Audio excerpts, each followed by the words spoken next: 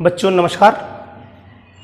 Revision की series में हम लोग आज रिवाइज करेंगे, बिल्कुल टाइम वेस्ट न करते हुए, केमिकल काइनेटिक्स। बहुत ही न्यूमेरिकली बेस्ड चैप्टर है, थ्योरी बिल्कुल न के बराबर है और ना ही एग्जाम में बहुत थ्योरी आती है। जो थ्योरी आती है मैं बताऊंगा कौन कौन सी थ्योरी इसमें पूछी जाती है, वो थ्योरी मैं आपको इंडिकेट करूंगा और पूरा चैप्टर आपको रिवाइज करा दूंगा कायदे से। तो इसलिए मेरे साथ बने रहिए, पूरी वीडियो को देखिए ध्यान से। अगर आप मेरे चैनल पर नए हैं तो इसको सब्सक्राइब कर दीजिए और अगर पुराने हैं तो इसको लाइक और शेयर जरूर कर दीजिएगा, जिससे कि दूसरे दोस्तों का भी भला हो सके। 12th के एग्ज़ाम आप जान रहे हैं, बिल्कुल सिर पे रखे हुए हैं और एग्ज़ाम लगभग होना है, ये तय हो चुका है। तो आप लोग अपनी सुस्ती हटाइए और लेके पेन कॉपी बैठ जाइए और रिवाइज कर लीजिए हमारे साथ केमिकल काइनेटिक्स। क्या है केमिकल काइनेटिक्स? भाई केमिकल काइनेटिक्स में हम लोग पढ़ना क्या है, मेनली तो हम ये जानते हैं। पहले तो हमें ये पता करना चाहिए केमिकल काइनेटिक्स में रिएक्शंस की कैटेगरी क्या होती है। भाई हम पूरे टॉपिक को डिवाइड कर लेते हैं, इसी टॉपिक को केमिकल काइनेटिक्स को 3-4 हिस्सों में डिवाइड करते हैं, वही टॉपिक हम आपसे डिस्कशन कर लेते हैं। सबसे पहले हम लोग इस लाइन में रहते हैं, यानी कि हम लोग यहाँ पर पढ़ेंगे कि रिएक्शंस क्या होती हैं, रिएक्शंस कितनी कैटेगरी में बनाई गई हैं। तो रिएक्शंस की अगर हम कैटेगरी देखें तो रिएक्शन हमने 3 कैटेगरी में डिवाइड कर दी। एक होती है इंस्टेंटेनियस रिएक्शन, इंस्टेंटेनियस रिएक्शन जिसे आप लोग वेरी फास्ट रिएक्शन के नाम से जानते हैं। फिर होती है वेरी स्लो रिएक्शन होती है, और फिर होती है आपकी मॉडरेट रिएक्शन। तो तीनों के बारे में थोड़ा थोड़ा मैं बता देता हूँ, आप ध्यान रखिएगा। भाई इंस्टेंटेनियस रिएक्शन वो रिएक्शन होती है जो बहुत ही किसी सेकंड के किसी पार्ट में हो जाती है, यानी 10⁻⁻16 सेकंड के अंदर ये रिएक्शन अगर 10⁻⁸ से लेकर के, यानी कि 10⁻⁻8 से लेकर के 10⁻⁻16 सेकंड में अगर रिएक्शन कंप्लीट हो जाती है तो मान लीजिएगा कि वो रिएक्शन इतनी तेज है कि हम उसके रेट पता करना हमें मुश्किल हो जाएगा। It is difficult to calculate the rate. अगर रिएक्शन वेरी स्लो है तब भी हमें रेट पता करने में दिक्कत आएगी। और क्यों दिक्कत आएगी रेट पता करने में भैया इसमें? क्योंकि इतनी स्लो है, लिए बैठे रहो रिएक्शन को, पता लगा हमारे पोता पर पोता तक होगा तब रिएक्शन तैयार ही नहीं है। अरे फॉसिल फ्यूल्स जो बनते हैं 2-4 दिन का काम थोड़ा, 10-20 हज़ार सालों का काम है ये। रस्टिंग ऑफ आयरन है, 1 घंटे में नहीं होने वाली रस्टिंग। दही का जमना है 2 मिनट में नहीं जमेगा दही। तो ये सब रिएक्शंस वेरी स्लो में कंसीडर की जाती हैं क्योंकि इनमें रिएक्शन में टाइम लगता है। भाई मॉडरेट रिएक्शंस वो होती है पर्टिकुलर टाइम में हो जाती हैं, और पर्टिकुलर टाइम जो होता है वो हमें ऐसा टाइम होता है जिसको हम लोग पढ़ सकते हैं। तो रिएक्शंस को हम लोग, भाई मॉडरेट रिएक्शन, अब क्वेश्चन मन में आता है कि पर्टिकुलर टाइम में क्यों होती है? क्योंकि पुराने बॉन्ड टूटते हैं और नए बॉन्ड बनते हैं तो कुछ समय लगता है, इसीलिए ये रिएक्शन ये आयनिक कंपाउंड में होती है, ये कोवेलेंट कंपाउंड में होती है। वेरी स्लो की मैंने एग्जाम्पल आपको दे दिए, तो इसलिए इनको ध्यान रखेगा। तो ये तो एक छोटा सा टर्म हो गया। अब इसके बाद हम लोग केमिकल काइनेटिक्स में भाई पढ़ लेते हैं नया। ये तो हमने एक बॉक्स तैयार कर दिया ऐसे करके, आप भी लोग भी ऐसे बनाया करिए, बड़ा अच्छा लगता है ना। दूसरी चीज हमें यहीं पर पढ़ना पड़ेगी। नेक्स्ट चीज हमें क्या पढ़ना? रेट। ये जो टर्म हमने रेट बोला, ये क्या बोला है? रेट होता क्या है? किसी भी रिएक्शन का रेट कैसे निकालते हैं? भाई आप क्या कहते हैं? बोले भाई साहब ये बताइए कि यहाँ से अगर हमें कहीं जाना है, कहीं किसी भी दूरी पर जाना है, तो उतनी दूरी को आपने 1 घंटे में कितनी दूरी कवर कर ली, तो पर आवर के हिसाब से आप स्पीड निकाल लेते हैं। तो वही रेट है, यानी कि कंसंट्रेशन में चेंज कितना हुआ। तो अगर हम लोग रेट का फार्मूला लिखें, rate of reaction is equal to क्या हो जाएगा? Change in concentration of product या रिएक्टेंट, कुछ भी हो जाए और लगा दीजिए प्रोडक्ट और reactant upon time taken. Time यहाँ सेकंड में रखिएगा जिससे कि आपको कैलकुलेशन में आसानी रहेगी। तो रेट ऑफ रिएक्शन निकालना है तो चेंज इन कंसंट्रेशन, प्रोडक्ट कितना बना और रिएक्टेंट कितना घटा, ये बात आपको यहाँ पर ध्यान रखनी पड़ेगी। अब यहाँ पर आपको एक चीज़ और ध्यान रखनी पड़ेगी कि अगर इंस्टेंटेनियस रेट 1 सेकेंड के किसी पार्ट में हो रहा है तो उसको हम लोग जो लिखते हैं इंस्टेंटेनियस रेट ऑफ रिएक्शन लिखेंगे, तो बच्चा हम लिखेंगे dx अपॉन क्या लिखेंगे? dt इज इक्वल टू हो जाएगा। अब dx ओवर dt, मान लो अगर रिएक्शन आपने ले रखी है a plus b is equal to बन गया आपका c प्लस डी, ये कोई प्रोडक्ट बन गया। अब हम लोग कर क्या लेते हैं? अगर ये वाला रिएक्टेंट तो यहाँ माइनस साइन के साथ लिखेंगे dA यहाँ ए की कंसंट्रेशन, नीचे आ जाएगा आपका dt, वही जैसा है, इज इक्वल टू ये b, ये भाई रिएक्टेंट घट रहा है तो माइनस आपका आ जाएगा db इस तरीके से, और नीचे आ जाएगा आपका dt। और अगर प्रोडक्ट की बात करेंगे तो ये इंस्टेंटेनियस रेट ऑफ रिएक्शन बता रहा हूँ, प्रोडक्ट की बात करेंगे तो एक मैं लिख दे रहा हूँ, बाकी आप लिख लीजिएगा। ऊपर हो जाएगा आपका dc, यहाँ पर dc अपॉन आ जाएगा आपका dt, और इज इक्वल टू हो जाएगा आपका d। यहाँ पर मैंने आपने देखा होगा नेगेटिव साइन नहीं लगाया है, यहाँ पर आ जाएगा आपका dt। तो इस तरीके से हम लोग लिख सकते हैं। ये इसलिए लिख रहा हूँ मैं आपको, मैं बता रहा हूँ कि करना क्या है हम लोगों को, कि जब माइनस साइन ये इंडिकेट कर रहा है कि रिएक्शन का रेट यानी रिएक्टेंट की concentration during a chemical reaction घट रही है, प्रोडक्ट की कंसंट्रेशन। अगर एवरेज रेट होगा तो हम लोग यहाँ पर डेल्टा टर्म यूज कर लेंगे, यानी कि चेंज इन कंसंट्रेशन। सपोज कर लो कि शुरू में x थी तो x2 माइनस x1 थी तो डेल्टा x और नीचे डेल्टा t आ जाएगा, ये कहलाता है आपका एवरेज रेट। तो किसी भी रिएक्शन का जो रेट होता है वो किन फैक्टर्स पे डिपेंड करता है, ये भी जानकारी बहुत जरूरी है। तो ये मैं आपको फैक्टर्स भी, ये आप नोट करिएगा, ये मैंने मिटा दिया। अब आपको बताऊं कि फैक्टर्स जैसे टेम्परेचर है, टेम्परेचर बढ़ाने, कुछ रिएक्शंस ऐसी होती हैं जो टेम्परेचर बढ़ाने पर उनका रेट बढ़ जाता है, कुछ रिएक्शंस ऐसी होती हैं जिनका टेम्परेचर घटाने पर रेट बढ़ जाता है। तो ये रिएक्शन के नेचर पर डिपेंड करता है कि उसमें रिएक्टेंट कैसे लिए गए। लेकिन ओवरऑल ये देखा गया है कि किसी भी रिएक्शन का जब टेम्परेचर बढ़ाते हैं तो मॉलिक्यूल के बीच में कोलिजन बढ़ता है, टक्कर बढ़ती है। जब मॉलिक्यूल तेजी से टकराते हैं ना तो उसी तरीके से क्या होता है, कोलिजन होता है।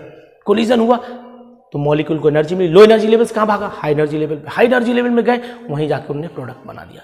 तो इसका मतलब ये हुआ कि रिएक्शन का फैक्टर पहला टेम्परेचर पढ़ लेना है ना। अब टेम्परेचर में किसी भी रिएक्शन का 10 डिग्री सेल्सियस टेम्परेचर अगर बढ़ा देते हैं तो रिएक्शन का रेट लगभग डबल हो जाता है। ये बात अपने माइंड में आप याद रखिएगा। तो ये तो आप रेट के बारे में पढ़ना।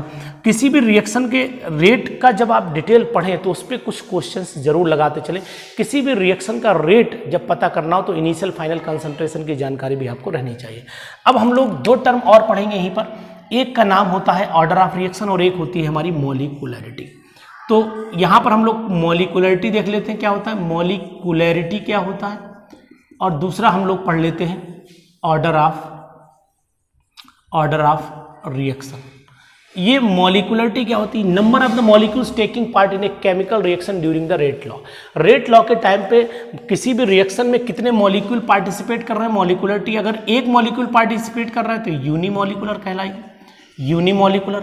दो कर रहे हैं तो बाई मॉलिक्यूलर कहलाएगी, और अगर 3 कर रहे हैं तो ट्राई मॉलिक्यूलर, और इसके बाद 4, 5, यानी कि ये मॉलिक्यूलरिटी केवल सिंपल रिएक्शन में निकाली जाती है, बड़े में नहीं निकाली जाती। इस बात का आपको ध्यान रखना पड़ेगा।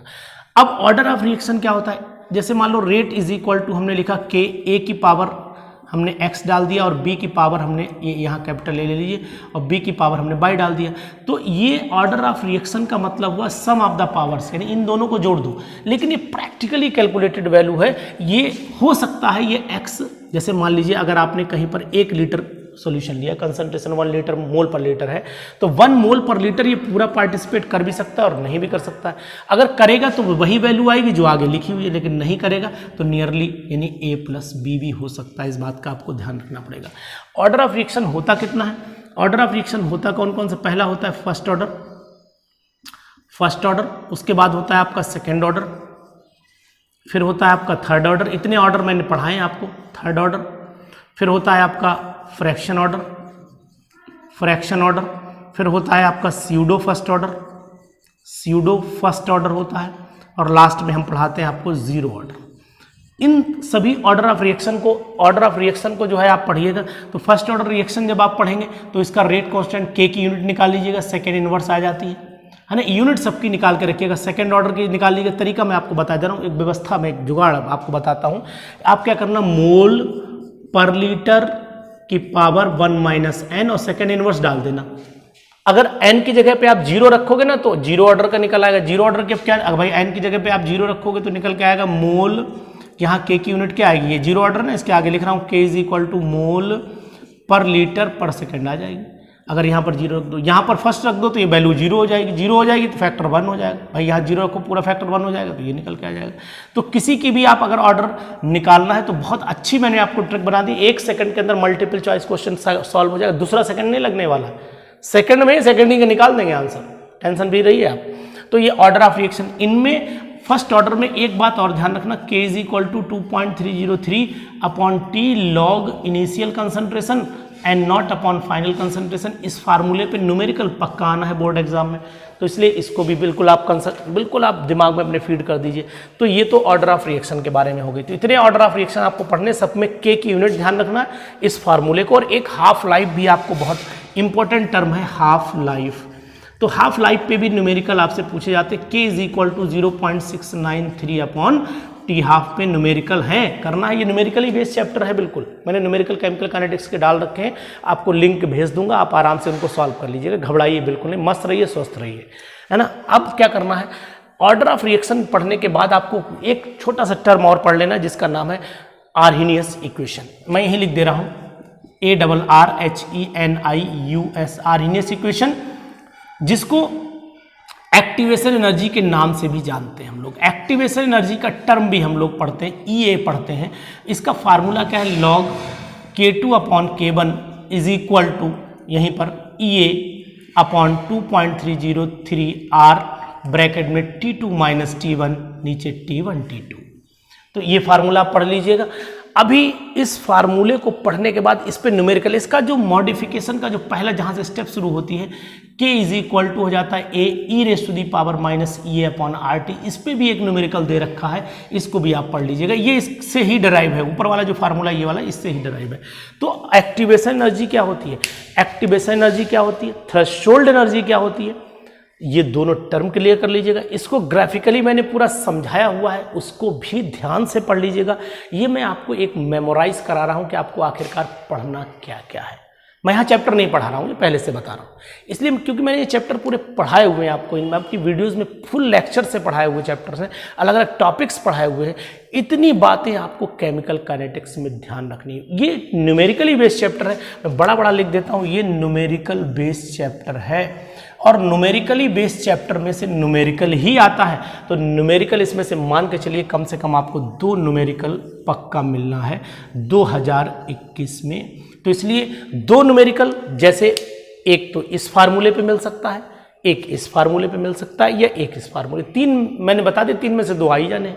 तो इसलिए आप बिल्कुल बढ़िया ढंग से इस चैप्टर को बड़ा कम समय में इसी तरीके से बढ़िया और अच्छे ढंग से बॉक्स वॉक्स बना करके सुंदर सा आप बढ़िया सा आप मेमोरी मैप बना लीजिए और अपने सामने चिपका लीजिए। न्यूमेरिकली बेस्ड चैप्टर है, इसलिए न्यूमेरिकल्स के थोड़े ज़्यादा लगाइएगा, है ना, और रिवाइज करते रहिए, घर पे रहिए, स्वस्थ रहिए, तैयारी करते रहिए अपनी। बोर्ड आपके सामने, लक्ष्य आपके सामने है, चिड़िया की आँख आपको दिखाई देती रहने चाहिए। काम वो करना चाहिए जो लोग ना करें, कुछ हट के करना चाहिए, इसलिए कुछ हट के तैयारी कर दीजिए, नंबर भी आपके लोगों से कुछ हट के ही आए।